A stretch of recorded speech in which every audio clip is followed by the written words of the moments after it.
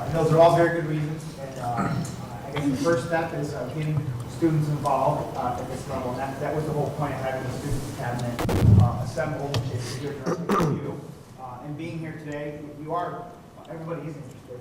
You are concerned with the future of not only your education, but the generations following behind you. So it's great to see that people are still participating. And I want you to feel comfortable. This will be a conversation, but ask questions.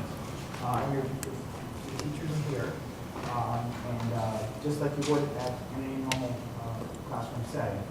So we mentioned teacher evaluation. So the important thing is, what we want to get out of this is we want to hear directly from students. So I talk to parents, I talk to teachers, I talk to your schools, but I also want to hear from you. So that's part of the reason why you're here. And then the feedback. Once we're done with today's activities, I want to continue to hear back through communication, email, through websites, whatever, however, phone calls. I want to continue to hear that feedback. That's the purpose of having this. And then also talk to your friends, talk to your people at school with you, and encourage them to participate in the next one, so that we can keep this going. And I think it'll be a good dialogue for the direction that some of the decisions and some of the things we take into how we make decisions up here. So this is a hearing room, just to so you guys have some background. So typically they hold hearings in here on various topics, including education. They have speakers and people that testify, and the legislators will sit where you're sitting and ask questions and listen to dialogue, go back and forth. So you're sitting right where assembly people and senators would be sitting, so you kind of get a first-hand feel of what we do here when we're not in the chamber. So for the first student cabinet meeting, I think everybody's here, right, for the first one? Okay, so we worked on a budget, right? So we talked about the funding part of this.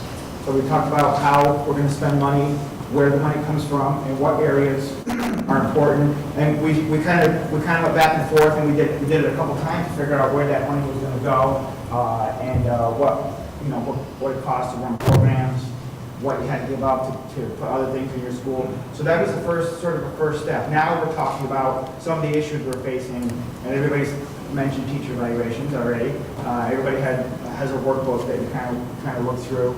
So Common Core, somebody mentioned Common Core testing.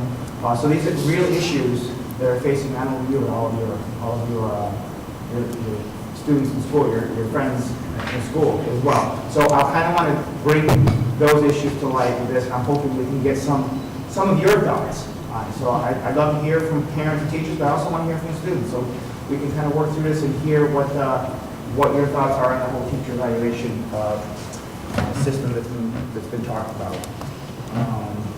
And this information, so I want you to know also, this information we're not just here to go through the exercise. I'm actually going to consider all the information that I get from all of you today, and that's going to go into the thought process as we go forward. These are things we're really going to consider. These are things that we're really going forward. We're going to talk about in the chamber. We're going to talk about with my colleagues, with all the legislators, to hear what I've heard from students from my schools.